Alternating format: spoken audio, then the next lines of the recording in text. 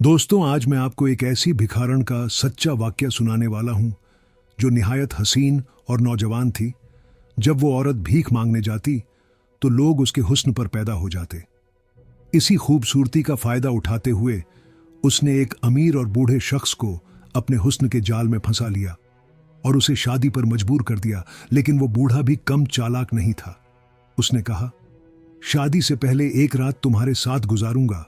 अगर तुम मुझे पसंद आ गई, मेरी ख्वाहिशात पर पूरी उतरी, तो मैं तुमसे निकाह कर लूंगा। तो आज के इस सनसनीखेज वाक्य में जानेंगे इस बूढ़े की शर्त क्या थी। क्या वो लड़की उसकी शर्त पूरी कर पाई और क्या आखिरकार उसकी उससे शादी हुई या नहीं। यह सब कुछ जानिए आज के इस जज्बाती और हैरान कर देने वाले वाक्य में। यह एक ऐसी लड़की का सच्चा वाकया है जो कभी सड़कों पर दर दर भटकती थी, पेट भरने के लिए हाथ फैलाने पर मजबूर थी। भूख, तन्हाई और गरीबी ने उसकी जिंदगी को बिखेर के रख दिया था, लेकिन उसने हार नहीं मानी। वक्त का पहिया घूमा और तकदीर ने उसे उसी दरवाजे की मालकिन बना दिया जहां उसने कभी सिर्फ एक रोटी मांगी थी। याद रखना, किसी के लिए एक पक्का मकान सिर्फ ईंटों और दीवारों का ढांचा हो सकता है, लेकिन किसी के लिए वही मकान इज्जत, पहचान और जिंदगी की नई शुरुआत की उम्मीद होता है। छत की कमी सिर्फ साया ना होने की नहीं, बल्कि महफूज जिंदगी की कमी होती है। और जब एक औरत अकेली हो, भूखी हो और गरीबी में घिरी हो, तो यह लड़ाई और भी मुश्किल हो जाती है। यह वाकया एक छोटे से गांव से शुरू होता है जहां एक सादा सी मगर बहादुर लड़की ने गरीबी, जिल्लत और बेसहारापन का सामना करते हुए जिंदगी में एक नई राह बनाई। दोपहर का वक्त था, गर्मी शिद्दत की थी। एक तंग सी गली से होती हुई वो लड़की, जिसकी उम्र मुश्किल से 22 बरस थी, लरजते कदमों से चलती जा रही थी। चेहरा जर्द, आंखें ढंसी हुई, होंठ सूखे और कपड़ों पर मिट्टी जमी हुई थी। पिछले कई दिनों से भूखी थी, जिस्म साथ छोड़ रहा था, लेकिन उम्मीद अब भी दिल में जिंदा थी। कई घरों के दरवाजे खटखटाने के बाद वो एक बड़े पक्के मकान के सामने जा रुकी। चेहरे पर लाचारी थी, लेकिन जबान पर फिर भी दुआ थी। उसने लरजती आवाज में पुकारा, अल्लाह के नाम पर कुछ दे दें, 3 दिन से भूखी हूं, कुछ खाने को दे दें। वो एक ही बात बार बार दोहराती रही, मगर अंदर से कोई जवाब ना आया। दरवाजा बंद था, दीवारें खामोश और हवा साकित। वो मायूस होकर पलटने लगी ही थी कि पीछे से एक आवाज आई, रुक जाओ बहन जी, मैं बाथरूम में था, इसीलिए आने में देर हो गई। लड़की ने पलट कर देखा। एक बूढ़ा शख्स दरवाजे पर खड़ा था, उम्र लगभग 55 बरस, साफ लिबास, चेहरे पर अजीब सी हल्की मुस्कान, जैसे वह कुछ और सोच रहा हो। उसका नाम रफीकट था। रफीक उस लड़की को गौर से देखने लगा, जैसे उसका चेहरा कहीं पहले देख चुका हो। लड़की अब भी लरजती आवाज में वही बात दोहरा रही थी, साहब कुछ खाने को दे दें, 2 दिन से कुछ नहीं खाया, बहुत भूखी हूं। रफीक थोड़ा रुका, नजरें उसके चेहरे पर जम गई, फिर आहिस्ता से बोला, मुझे लग रहा है मैंने तुम्हें कहीं देखा है। लड़की ने सर झुकाकर कहा, आपने कहां देखना है साहब, मैं तो दर दर घूमती हूं, भीख मांगती हूं, शायद कहीं नजर आ गई हूं। रफीक अब भी उसके चेहरे को गौर से देखता रहा, फिर थोड़ी देर सोचकर बोला, कहीं तुम नाजिया हो, शमाइला की बचपन की सहेली। यह सुनते ही लड़की का चेहरा चौंक उठा। उसने हैरत से पूछा, हां मेरा नाम नाजिया है, लेकिन आपको मेरी दोस्त शमाइला का कैसे पता। रफीक ने हल्की सी अफसोरदा मुस्कुराहट के साथ कहा, मायला मेरी बीवी थी, हम दोनों मियां बीवी थे। नाजिया के चेहरे पर हैरानी के साथ दुख भी आ गया। उसने झिझकते हुए कहा, लेकिन शमाइला का शौहर तो दुबला पतला था, आप तो काफी सेहतमंद लगते हैं। रफीक हंस दिया। वक्त और हालात दोनों इंसान को बदल देते हैं, जिस्म भी और दिल भी। नाजिया की आंखों में पुराने दिनों की चमक वापस आई। वो कुछ संभल कर बोली, अगर शमाइला अंदर है तो क्या मैं उससे मिल सकती हूं? बहुत बरस हो गए, दिल चाह रहा है। उसे देखने को रफीक की मुस्कुराहट मध्यम पड़ गई। उसकी आंखें बुझ सी गईं। वो एक गहरी सांस लेकर बोला, शमाइला अब इस घर में नहीं है, बहुत पहले छोड़कर जा चुकी है। यह सुनकर नाजिया जैसे साकित हो गई। उसने खामोशी से कुछ लम्हे रफीक की आंखों में देखा, फिर आहिस्ता से पूछा, क्या हुआ था, क्यों छोड़कर गई? रफीक ने नजरें झुका ली, थोड़ा तवकुफ किया, फिर बोझल लहजे में बोला, वो किसी और से मोहब्बत करती थी। मैंने उसे रोकने की बहुत कोशिश की, लेकिन वह दिल से पहले ही किसी और की हो चुकी थी। एक दिन खामोशी से उसके साथ चली गई। रफीक ने थोड़ा रुक कर कहा, माँ बाप तो पहले ही हमें छोड़ चुके थे, अब इस घर में सिर्फ मैं और मेरा छोटा भाई रहते हैं। नाजिया खामोश खड़ी सुनती रही। उसके चेहरे से उम्मीद की रोशनी जैसे मिट चुकी थी, बचपन की। जहेली का ऐसा अंजाम सुनकर उसका दिल दुख से भर गया। वो सोचने लगी, शमाइला जो हमारी हंसी का मरकज होती थी, वो ऐसी बड़ी गलती कैसे कर गई। रफीक उसकी खामोशी को भांप गया। वो हल्का सा मुस्कुराया और नरमी से बोला, शायद यही वजह है कि मैं तुम्हें पहचान गया। जब मैं शमाइला को उसके मायके छोड़ने जाता था, तुम वहीं हुआ करती थी, बहुत हंसमुख शोक, हर बात में छेड़ने वाली, इसीलिए तुम्हारा चेहरा याद रह गया। नाजिया हल्का सा मुस्कुराई, लेकिन उसकी आंखें नम थीं। पुरानी बातें उसकी आंखों में नमी ले आई और अब वो खुद को रोने से रोक ना सकी। उसकी पलकों से आंसू बहने लगे। रफीक ने उसकी कैफियत देखी तो हमदर्दी से बोला, छोड़ो नाजिया, पुरानी बातें सोच सच कर क्या दुख लेना। यह बताओ, मैंने सुना था कि तुम्हारी शादी हो चुकी है। फिर आज सड़क पर इस हाल में यह सुनते ही नाजिया का सब्र टूट गया। उसकी आंखों से आंसू बह निकले। वो ढांडे मारकर रोने लगी।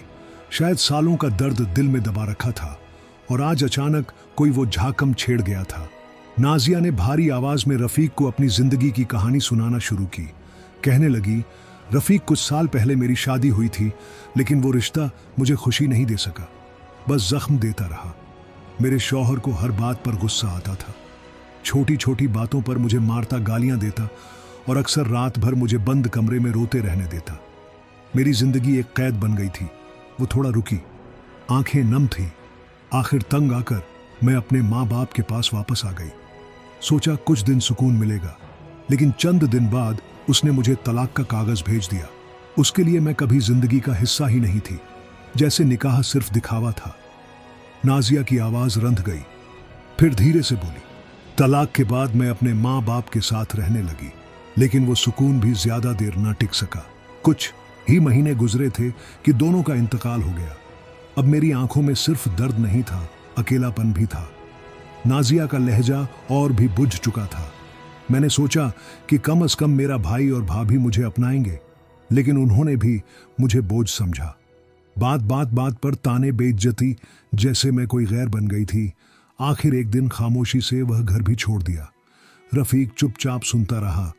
नाजिया कहती गई, फिर मैं काम की तलाश में इधर उधर फिरने लगी, कभी दुकानों में, कभी कंपनियों में, लेकिन हर जगह लोग मेरी मजबूरी का फायदा उठाना चाहते थे।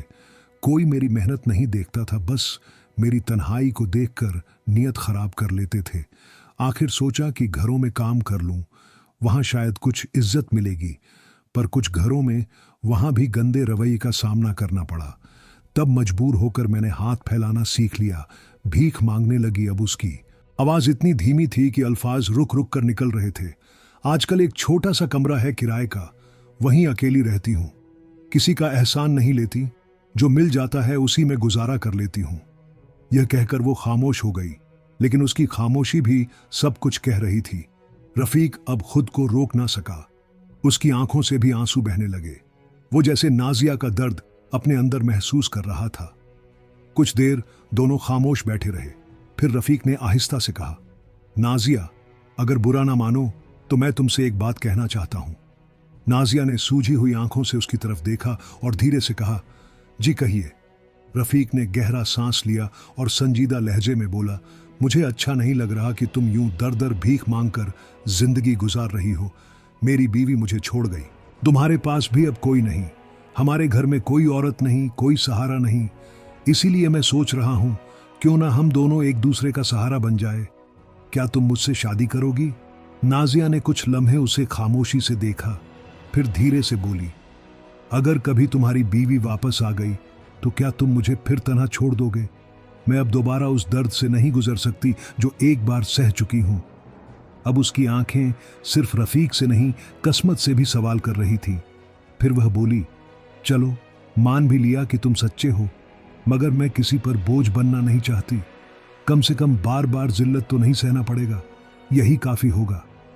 रफीक ने नाजिया की आंखों में देखते हुए नरमी से कहा, नाजिया, मेरी बीवी से बाकायदा तलाक हो चुकी है।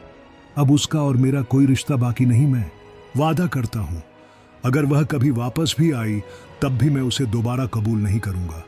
मेरी जिंदगी अब एक वीरान घर जैसी है और मैं चाहता हूं तुम इसमें रोशनी बनकर आओ। नाजिया ने कुछ लम्हे खामोशी इख्तियार की। उसके जहन में पुराने जख्म, झूठे वादे और समाज की बातें घूम रही थी, लेकिन रफीक की आंखों में सच्चाई थी, लहजे में भरोसा था। आखिरकार उसने धीरे से सर हिलाकर हामी भर ली। रफीक के चेहरे पर सुकून आ गया। उसने आगे बढ़कर नाजिया के कंधे से उसकी पुरानी गठड़ी उतारी। उसके हाथ से वह प्याला ले लिया जिसमें वह भीख मांगती थी और उसे जोर से दूर फेंक दिया, जैसे वो उसकी पुरानी जिंदगी का आखिरी निशान था।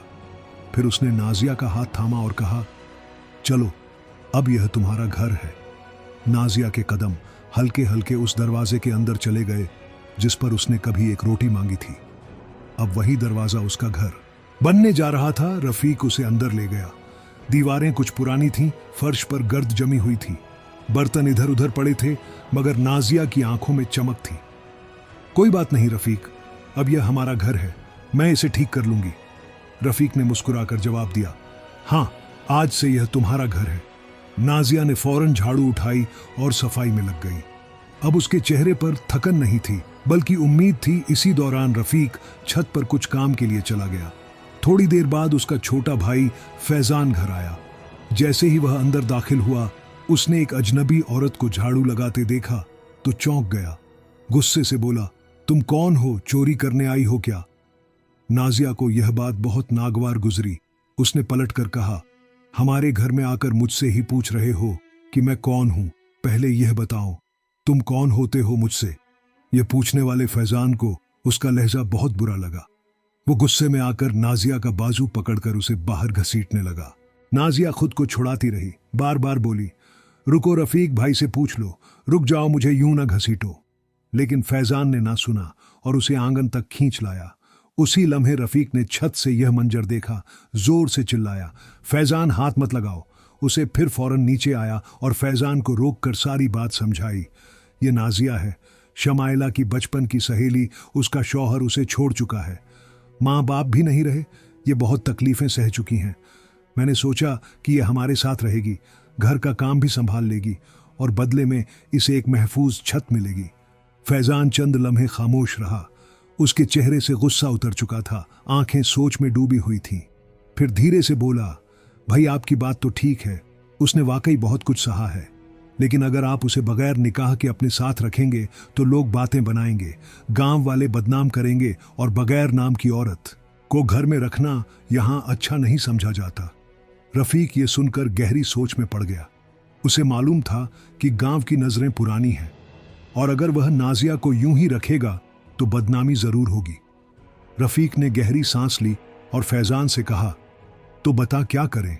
अगर मैं नाजिया को यूं ही रखूंगा तो लोग चैन से जीने नहीं देंगे। फैजान ने बगैर हिचकिचाहट के सीधा जवाब दिया, अगर आपको उसे अपने साथ रखना है तो उसे निकाह करना होगा, ताकि वह इस घर में इज्जत के साथ भाभी बनकर रह सके, गांव वालों की बातों का भी जवाब हो और नाजिया को एक पहचान भी मिल जाए। रफीक ने कुछ लम्हे सोचा, फिर उसकी आंखों में इत्मीनान आ गया। हां, तुम ठीक कह रहे हो, निकाह ही सबसे बेहतर फैसला होगा। नाजिया को इज्जत भी मिलेगी और हमारे घर को भी बरकत आएगी। रफीक ने कहा, अच्छा तुम फौरन मौलवी साहब को बुला लाओ, मैं घर पर इंतजार करता हूं। फैजान सर हिलाकर फौरन निकल गया। रफीक अब कमरे में अकेला बैठा था, मगर उसके दिल में एक अजीब सा सुकून था। वो जानता था कि आज वह एक बड़ी भलाई करने जा रहा है। कुछ ही देर में मोहल्ले के इमाम साहब, करीबी बुजुर्ग और 2 गवाह आ गए। रफीक ने इन सब के सामने दिल की बात रखी, इस लड़की का अब दुनिया में कोई नहीं बचा और मेरी जिंदगी भी बरसों से सन्नाटे में डूबी हुई है। मैं चाहता हूं कि इससे निकाह कर लूं, इससे मेरे घर में बरकत आ जाएगी और इसे एक नया सहारा मिल जाएगा। इमाम साहब ने नरमी से सर हिलाया और कहा, बेटा यह नियत बहुत नेक है, ऐसे अमल ही असली इंसानियत है। अल्लाह तुम दोनों के लिए आसानी पैदा करे। चंद ही लम्हों में घर के सहन में सादगी के साथ निकाह हो गया। अजान की आवाज और दुआओं के साए में रफीक और नाजिया का निकाह मुकम्मल हो गया। फूलों से सजी नाजिया की आंखों में पहली बार सुकून था, जैसे एक तूफान में डूबी हुई कश्ती को किनारे का दीदार हो गया हो। अब नाजिया इस घर की इज्जतदार बीवी बन चुकी थी। उसने मोहब्बत से घर संभालना शुरू किया। सफाई, खाना, सजावट, हर कोने में जिंदगी आ गई थी। घर सिर्फ साफ नहीं हुआ था बल्कि महकता भी था। रफ्ता नाजिया और रफीक एक दूसरे को बेहतर समझने लगे। एतबार बढ़ता गया और उनके दरमियान एक नई जिंदगी जन्म लेने लगी। चंद महीनों बाद अल्लाह ने उनकी झोली में एक और खुशी डाल दी। नाजिया मां बनने वाली थी। जब बेटे की पैदाइश हुई तो वह वीरान घर खुशियों से गूंज उठा। रफीक की आंखों में वो रोशनी लौट आई जो शमाइला के चले जाने के बाद खत्म हो गई थी। अब वो घर सिर्फ ईंट और दीवारें नहीं था, वो एक मुकम्मल खानदान था। नाजिया इज्जत के साथ अपना घर संभालती रही और रफीक उसके हर कदम पर साथ खड़ा रहा। वो दोनों अब सच में एक दूसरे का सहारा बन चुके थे। लेकिन एक शाम नाजिया खामोशी से रफीक के पास आई, आहिस्ता से बोली, अगर आपको कभी थोड़ा वक्त मिले तो एक दिन मेरे लिए जरूर निकालना। रफीक चौंका क्योंकि नाजिया कभी कुछ मांगती नहीं थी। उसने हैरत से पूछा, क्यों, क्या काम है? नाजिया ने हल्की सी मुस्कुराहट के साथ कहा, काम क्या है ये मैं तुम्हें वहां जाकर बताऊंगी, बस तुम्हें मेरे साथ चलना होगा। रफीक उसके लहजे को समझ गया, प्यार से बोला, मेरे पास तुम्हारे लिए हमेशा वक्त है, जब जाना हो बता देना। रफीक मुस्कुराकर तैयार हो गया। दोनों ने अपने बेटे को गोद में उठाया और घर से निकल पड़े। रास्ते में रफीक ने हंसते हुए कहा, अब तो बता दो, जा कहां रहे हैं? नाजिया ने खामोश लहजे में जवाब दिया, मुझे अपने भाई के घर जाना है, उसी घर में जहां से मुझे बोझ समझकर निकाल दिया गया था। मैं चाहती हूं कि वह देखें, जिस बहन को उन्होंने बेइज्जत करके निकाला था वो आज इज्जत के साथ जी रही है। ऊपर वाले ने मुझे संभाला है। मैं यह दिखाना चाहती हूं कि मैं हारी नहीं जीती हूं। रफीक ने उसकी बात गौर से सुनी और खामोशी से सर हिला दिया। गांव पहुंचते ही नाजिया अपने पुराने घर के दरवाजे पर जा खड़ी हुई। वही पुराना दरवाजा, वही सहन, लेकिन अब उसकी आंखों में डर नहीं था बल्कि एतबार था। वो ऊंची आवाज में बोलने लगी, भाई भाभी आओ बाहर देखो, मैं वही बहन हूं जिसे तुमने एक वक्त के खाने के लिए ताने दिए थे, जिसे बोझ समझा था, घर से निकाल दिया था, लेकिन मेरा रब मुझे कभी नहीं भूला। आज मैं एक इज्जतदार घर की बहू हूं, मां हूं और पूरी इज्जत के साथ जिंदगी गुजार रही हूं। उसकी आवाज में अब कपकपाहट नहीं थी, उसके अल्फाज में ताकत थी। तुमने एक बार भी पलट कर नहीं देखा कि मैं जिंदा भी हूं या मर गई, लेकिन आज मैं खुद चलकर आई हूं ये बताने के लिए कि तुमने मुझे ठुकराया, मगर मेरी जिंदगी खत्म नहीं हुई बल्कि संवर गई। वो रुकी, आंखों में नमी आ चुकी थी मगर लहजा अब भी मजबूत था। अगर कभी तुम्हें जिंदगी में किसी चीज की जरूरत हो तो मेरे दरवाजे पर बेझिझक आ सकते हो, मगर याद रखना मैं अब वही बहन नहीं रही जो खामोशी से सब कुछ सहती थी। अब मैं वो औरत हूं जिसने अपनी जिंदगी दोबारा खड़ी की है। रफीक उसके साथ खड़ा था, फक्र से मुस्कुराते हुए। इधर गली में पड़ोसी, बच्चे और जानने वाले सब जमा हो चुके थे। सबको पहले से पता था कि नाजिया को किस तरह घर से निकाला गया था, और आज जब सब ने उसे इस हालत में देखा, वकार के साथ, एतबार के साथ, तो सबकी नजरें झुक गई। उसके भाई और भाभी दरवाजे पर खामोश खड़े थे। शर्मिंदगी उनके चेहरों पर साफ लिखी थी। पड़ोस की एक बुजुर्ग खातून आगे बढ़ी और बोली, बेटी आ जाओ, हमारे घर चलो। तुम्हारे भाई भाभी तो जैसे हैं वैसे ही रहेंगे, हम तो तुम्हें अपनी बेटी मानते हैं। कुछ और औरतें भी बोल उठी, अब तुम अकेली नहीं हो नाजिया, हम सब तुम्हारे साथ हैं, तुम हमारी बेटी जैसी हो। नाजिया ने आप दीदा मगर अदब से जवाब दिया, नहीं माई, जब मेरे अपने मुझे नहीं अपनाते तो मैं किसी और के घर में किस हक से रहूं? अब मेरा अपना घर है, अपना खानदान है और मैं वहीं लौटूंगी। यह कहकर उसने रफीक का हाथ थामा और आहिस्ता आहिस्ता वापस चल पड़ी। दोनों मियां बीवी अपने बच्चे के साथ वापस अपने उस घर में लौट आए जहां अब कोई दीवार खामोश न थी बल्कि हर ईंट में इज्जत, सच्चाई और सच्चे रिश्तों की बुनियाद थी। वक्त के साथ नाजिया ने उस घर को एक पाकीज़ा मकाम बना दिया। वो सिर्फ अपने शौहर और बच्चे का ही नहीं बल्कि अपने देवर फैजान का भी एक मां की तरह ख्याल रखती थी। उसका रवैया इतना शफीक, नरम और समझदार था कि घर का हर फर्द दिल से उसकी इज्जत करता था।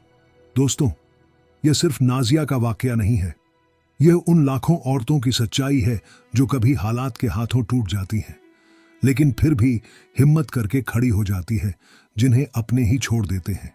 लेकिन वह फिर भी अपनी इज्जत को मरने नहीं देती। यह वाकया हमें सिखाता है कि दुनिया की राय से आपकी कीमत तय नहीं होती। अगर आपको खुद पर यकीन है तो कोई भी तूफान आपको हिला नहीं सकता। दुनिया चाहे जैसे भी ताने दे, आपका अपना वकार सबसे ऊंचा होना चाहिए। अगर कभी जिंदगी में मुश्किल वक्त आए तो याद रखना, आपके अंदर एक ऐसी ताकत है जो हर हालात से बड़ी है। चंद अहम सबक जो इस वाक्य से हमें मिलते हैं। 1.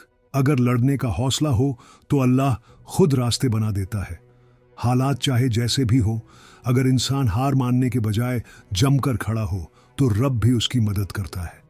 नाजिया ने यह साबित कर दिखाया, 2 इंसान की पहचान उसके किरदार से होती है। दुनिया आपकी गरीबी या मजबूरी से आपको कमतर समझ सकती है, लेकिन जब आप अपने अंदर गैरत, हिम्मत और सच्चाई लेकर जीते हैं तो वही दुनिया आपको सलाम भी करती है। 3. सच्चा साथी वो होता है जो बुरे वक्त में साथ ना छोड़े। रफीक ने नाजिया को उसकी जिंदगी की सबसे अंधेरी घड़ी में सहारा दिया, और यही असल रिश्ता होता है।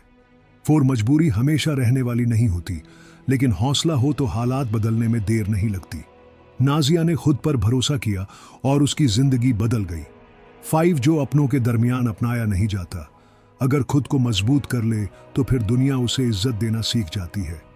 नाजिया ने अपने भाई के दरवाजे पर जाकर यह सच दिखाया कि इज्जत वापस मांगी नहीं जाती, बल्कि बनाकर लौट आई जाती है। दुनिया जितना भी नीचे गिराने की कोशिश करे, अगर इंसान उठने का फैसला कर ले तो अल्लाह हर कदम पर उसका साथ देता है। नाजिया की तरह मजबूत बनो, सब्र करो, आगे बढ़ो और खुद को साबित करो। अगर यह वाकया आपके दिल को लगा हो, अगर आपको इससे कुछ सीखने को मिला हो, तो बराए मेहरबानी इसे दूसरों तक भी पहुंचाएं। हमारे चैनल को सब्सक्राइब करें, वीडियो को लाइक करें और नीचे अपनी राय जरूर लिखें। जहां भी रहें, सच के साथ रहें, महफूज रहें। अल्लाह हाफिज।